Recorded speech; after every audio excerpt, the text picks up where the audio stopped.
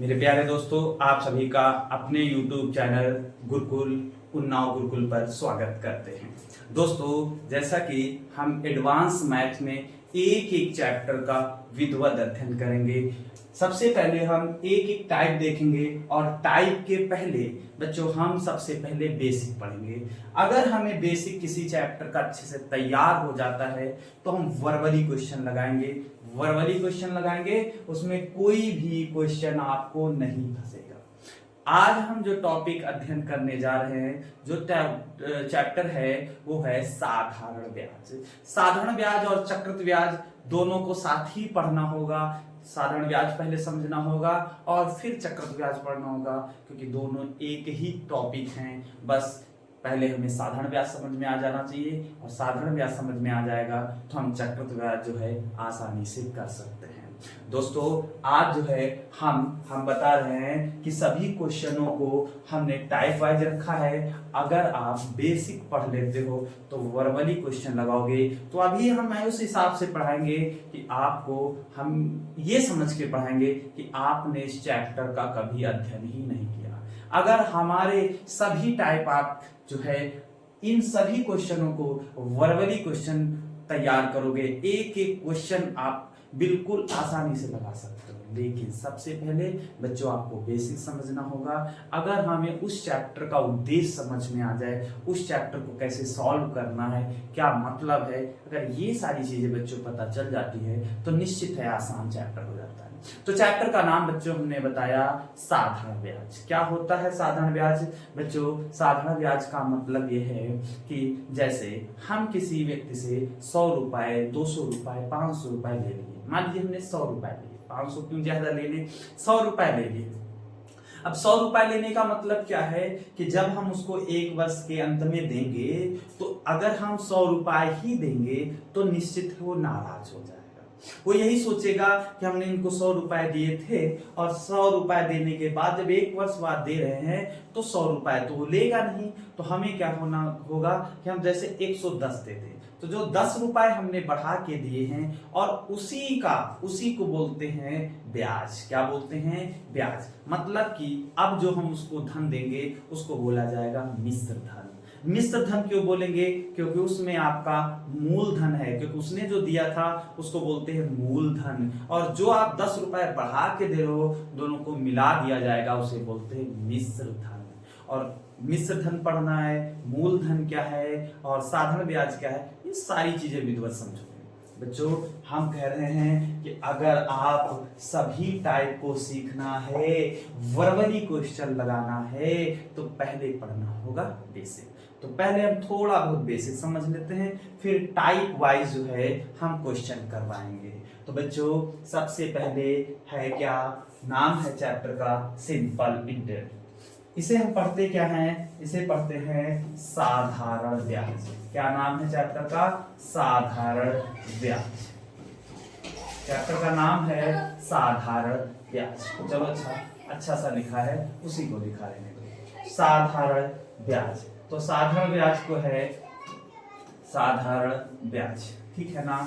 तो हमें पढ़ना है सबसे पहले इसी साधारण ब्याज में हमें ये समझना है कि सबसे पहले कि मूलधन क्या होता है। मूलधन बच्चों ध्यान से समझना, इसको इंग्लिश में हम पढ़ते हैं प्रिंसिपल। क्या पढ़ते हैं? प्रिंसिपल पढ़ते हैं। और जो दूसरा होता है इसे पढ़ते हैं मिश्र धन। क्या बोलते हैं? मिश्र धन। मिश्र धन को बोलते हैं अमाउंट। क्या बोलते हैं? अमाउंट कहते हैं, ठीक है ना। और हम पढ़ेंगे, अध्ययन करेंगे क्या, समय। समय पता होना चाहिए, इसे क्या पढ़ते हैं? टाइम। क्या? टाइम। फिर पढ़ते हैं बच्चा ब्याज। क्या पढ़ेंगे? ब्याज। हम ब्याज हमें पता होना चाहिए, ब्याज को क्या कहते हैं? इंटरेस्ट। फिर अब बच्चा इसी ब्याज को हमने क्या बताया, बहुत ध्यान से समझना, चैप्टर का अध्ययन कर रहे हैं साधारण ब्याज। सबसे पहले हमें मूलधन पता होना चाहिए, मिश्र धन पता होना चाहिए, समय पता होना चाहिए और ब्याज पता होना चाहिए। अभी हम बात कर रहे हैं, यहाँ पर हमें जो टॉपिक पढ़ना है उसके अनुसार हम बात करेंगे। कहने का मतलब ये है कि मूलधन क्या होता है, मूलधन का मतलब ये है कि जो 100 रुपए की हम बात कर रहे थे, जो 100 रुपए वो हैं, उसे हम कहेंगे मूलधन। क्या कहेंगे, मूलधन कहेंगे। और जब हम 1 वर्ष हो गया और 1 वर्ष के अंत में उसको हम पैसे देंगे, और जैसे हम 1 वर्ष के अंत में 10 रुपए बढ़ा के दे रहे हैं, तो उस पूरी राशि को हम बोलेंगे मिश्र धन। क्या बोलेंगे, मिश्र धन बोलेंगे। अब बात करते हैं समय की, तो समय 3 वर्ष के लिए लिया, 1 वर्ष के लिए लिया, 2 वर्ष के लिए, ये हो गया आपका क्या, समय हो गया। अगर हम बात करें ब्याज की, तो ब्याज क्या हुआ, 100 रुपए में जो 10 रुपए प्लस करके दे रहे हो, 10 रुपए ज्यादा दे रहे हो, 1 साल के अंत में वो आपका क्या होगा, ब्याज होगा। अब ब्याज को ही 2 प्रकार से पढ़ना है, हम यहां से ही टॉपिक चालू हुआ। ब्याज को ही 2 टॉपिक में पढ़ना है, एक पढ़ना है साधारण ब्याज। क्या पढ़ना है, साधारण ब्याज, और एक होता है चक्रवृद्धि ब्याज। क्या होता है, चक्रवृद्धि ब्याज। ठीक है, जिसे हम एसआई से पढ़ते हैं और इसे सीआई, कंपाउंड इंटरेस्ट। तो हमें क्या इतनी चीज बताई, पता होना चाहिए कि मूलधन क्या है, मिश्र धन क्या है, समय और फिर ब्याज। ब्याज को ही 2 प्रकार से पढ़ना है, एक पढ़ना है साधारण ब्याज और एक पढ़ना है चक्रवृद्धि ब्याज। और हमें पता होना चाहिए, एक चीज का और अध्ययन करते हैं, ब्याज की दर। हमें ये पता होना चाहिए, ब्याज की दर भी इसमें हम अध्ययन करेंगे। अब बच्चों फार्मूले की बात करते हैं, तो फार्मूला होता है एसआई बराबर होता है पी आर टी बटे में 100। क्या बताया हमने, एसआई बराबर होता है पी आर टी बटे 100। तो एसआई का मतलब क्या होता है, साधारण ब्याज। क्या होता है, साधारण ब्याज। अगर हम यहां पर बात करें, P क्या है, P सभी अभी बताया गया, क्या है, मूलधन। और फिर अगर हम R की बात करें तो बच्चों ये है दर, और T की बात करें तो ये है आपका समय। फिर बात करें तो क्या लिखा है नीचे, 100। तो इसी फार्मूले को याद कर लो, ये फार्मूला एकदम रामबाण समझ लीजिए। अगर ये फार्मूला ही आपको याद है तो इसी से सारा साधारण ब्याज खत्म हो जाएगा। वर्बली क्वेश्चन लगाओगे बच्चों, वर्बली क्वेश्चन लगाओगे यदि आपको ऐसे टॉपिक, ऐसे फार्मूले तैयार। अब अगर हम बात करें, यहां पर फार्मूला हमने क्या लिखा, फार्मूला हमने लिखा एसआई बराबर, क्या लिखा, एस आई बराबर पी आर टी बटे में क्या है, 100। बच्चों यहां से हम अगर P निकालना चाहें तो क्या हो जाएगा, एस आई इंटू में 100 और बटे में क्या होगा, एस आई इंटू बटे 100 और फिर R, ये हो जाएगा। अगर अब हमें यहाँ से R निकालना है तो R बराबर क्या होगा, एस आई इंटू में 100 और बटे में क्या हो जाएगा, PT होगा। अगर बच्चों हमें यहां से निकालना है क्या, T निकालना है, तो T बराबर बच्चों क्या होगा, एस आई इंटू में क्या होगा बच्चों, 100 होगा। एस आई इंटू में क्या होगा, 100 होगा और बटे में क्या आ जाएगा, यहां पर बटे में क्या आ जाएगा, PR आएगा।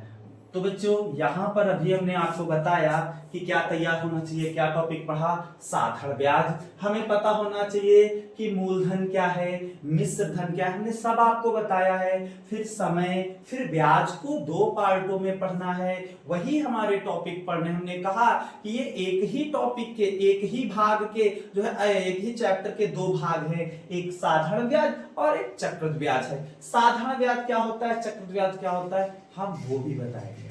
लेकिन यहाँ पर केवल अभी हमने बताया कि ब्याज को ही 2 प्रकार से पढ़ना है, एक साधारण ब्याज, एक चक्रवृद्धि ब्याज। फिर ब्याज की दर है, फिर फार्मूला क्या होता है, एसआई बराबर पीआरटी बटे 100, साधारण ब्याज बराबर मूलधन इंटू दर इंटू समय बटे 100।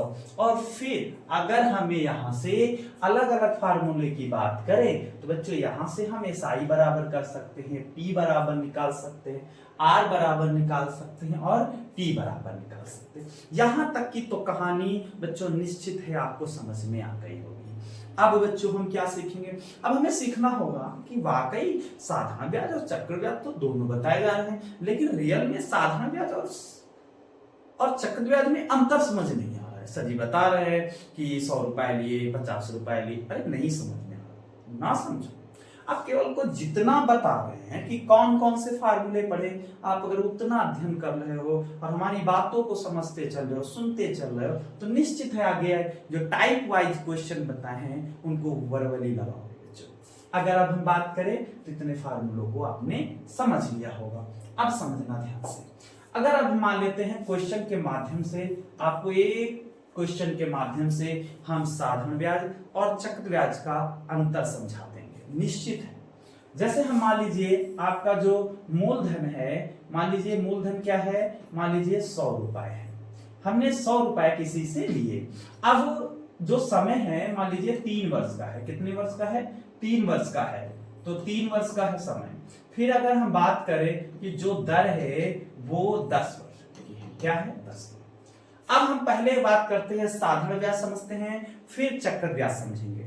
तो बच्चों यहां पर सबसे पहले अगर हम बात करें तो अभी आपने फार्मूला भी पढ़ा, या उस ऐसे देखते हैं पहला, दूसरा और तीसरे वर्ष की बात करते हैं। तो बच्चों यहां पर हम मूलधन लिखते हैं और यहां पर हम लिखते हैं एसआई साधारण ब्याज। बच्चों अगर हमारा पहले साल हमने कितने रुपए लिए थे, 100 रुपए लिए थे, और 100 रुपए का जो ब्याज होगा वो क्या होगा, 10% है, अर्थात ब्याज क्या हो जाएगा, 10 रुपए हो जाएगा। अरे 100 रुपए लिए, 100 का 10% क्या हो जाएगा, 100 का 100 है तो 100 का 10% 10 रुपए आ जाएगा, मतलब 100 रुपए का जो ब्याज होगा वो 10 रुपए होगा। एक वर्ष हो गया, एक वर्ष के अंत में जब दूसरा वर्ष आया तो हमारा जो ब्याज है, मूलधन है, वो कितना रहेगा, 100 रुपए रहेगा, और इस पर भी जो ब्याज होगा, साधारण ब्याज होगा, वो 10 रुपए होगा। अगले वर्ष अर्थात तीसरे साल में क्या बताएंगे, इसमें भी कितना होगा, 10 ही होगा। अब ये तीनों साल की बात नहीं कर रहे, दूसरे के अंत की बात कर रहे हैं। दूसरे का अंत का मतलब तीसरे वर्ष की बात कर रहे हैं, पहले वर्ष के अंत का मतलब दूसरे वर्ष की बात कर रहे हैं। अगर हम यहां से अगर अब हम देखें कि 3 वर्ष में एसआई मतलब साधारण ब्याज कितना हुआ, तो 30 रुपए हो गया। आ रही बात समझ में, ये इतना हुआ क्या आपने पढ़ा, ये हुआ आपका साधारण ब्याज। बच्चों क्या हुआ, साधारण ब्याज हुआ। अब हमें समझना है कि नहीं चक्रवृद्ध ब्याज क्या होता है। साधारण ब्याज तो समझ में आ गया कि हर वर्ष के अंत में 100 रुपए हमने लिए थे, अब अगले वर्ष 10 रुपए और बढ़ा के देना है, अगले वर्ष देना है 10 रुपए और बढ़ा के, फिर अगले साल 10 रुपए और बढ़ा के दे। इस तरीके अगर 50 वर्ष की बात किया जाए तो आप निकाल सकते हो, हर वर्ष 10 रुपए बढ़ता हुआ चला जाएगा। 3 वर्ष था 30 रुपए हुआ था, 4 वर्ष होता 40 रुपए, 5 वर्ष होता 50 रुपए, 6 वर्ष होता तो 60 रुपए हो जाता, निश्चित है। लेकिन बच्चों ऐसा साधारण ब्याज में ही होता है, चक्रवृद्ध ब्याज में नहीं होता है। चक्रवृद्ध ब्याज में क्या होता है बच्चों, चक्रवृद्ध ब्याज में हमें क्या होता है कि जो हम ब्याज ले लेते हैं, जैसे ब्याज लेने का मतलब है जो मूलधन हमने लिए, मूलधन के बाद में जो ब्याज हुआ, जिसे कहते हैं ब्याज का ब्याज, आपने पढ़ा होगा, गांव में सुना होगा भाषा, उसी के अनुसार आपको बताते हैं। जैसे यही सेम कंडीशन है कि मूलधन 100 रुपए है, वर्ष 3 वर्ष है, और ब्याज दर जो है वो 10% है।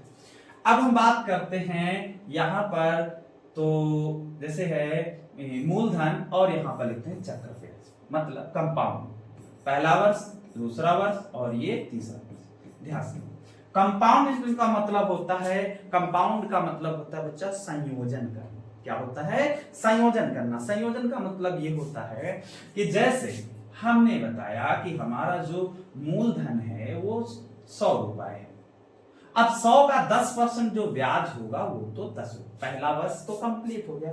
अब पहले वर्ष के अंत के बाद मतलब जब दूसरा वर्ष होगा तब इसका जो मूलधन है वो मूलधन बच्चों क्या होगा, ये जो ब्याज है ये भी इसमें समाय, अभी बताया कंपाउंड का मतलब संयोजित हो जाता है, वो संयोजित हो जाता है।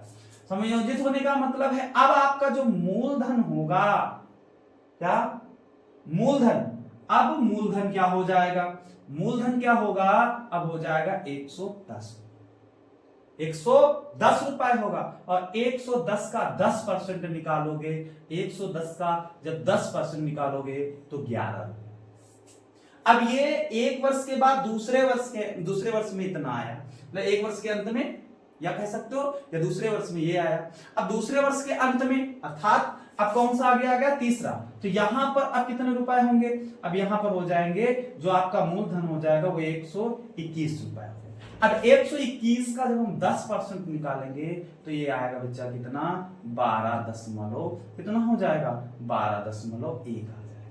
अब अगर हम बात करें तो 3 वर्ष में कंपाउंड इंटरेस्ट जो होगा वो कितना आ जाएगा, कितना होगा, 3 होगा, और ये 3 होगा, और ये आएगा 1, ठीक है ना। तो 33.1 आया, जबकि साधारण ब्याज कितना आया, 30 रुपए आया, ये कितना आया, 33.1 आया। इसका मतलब ये है कि साधारण ब्याज कम होता है और चक्र ब्याज ज्यादा होता है। साधारण ब्याज छोटा होता है, चक्र ब्याज क्या होता है, बड़ा होता है। बच्चों हमने यहाँ पर आपको पूरी कोशिश कर दी कि आपको साधारण ब्याज समझा सके। साधारण ब्याज में हमने बताया सबसे पहले मूलधन पढ़ना है, मूलधन समझ गए हैं कि जो 100 रुपए हमने लिए थे वो हो गए मूलधन। फिर बच्चा जो उसको हम उसके साथ 10 रुपए मिला के दे रहे हैं उसको बोलेंगे मिश्र धन। अच्छा बच्चा यहाँ पर एक फार्मूला और पढ़ लेना है आपको, लिख सकते हो कि मिश्र धन बराबर होता है बच्चों मूलधन प्लस ब्याज। क्या होता है, अर्थात अमाउंट बराबर होता है, क्या लिखोगे, P प्लस आई। क्या होता है, P प्लस आई।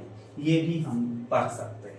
मिश्र धन पता चल गया, समय पता चल गया, ब्याज पता चल गया, और ब्याज में हमें भी 2 चीजें बताई, एक साधारण ब्याज, एक चक्र ब्याज।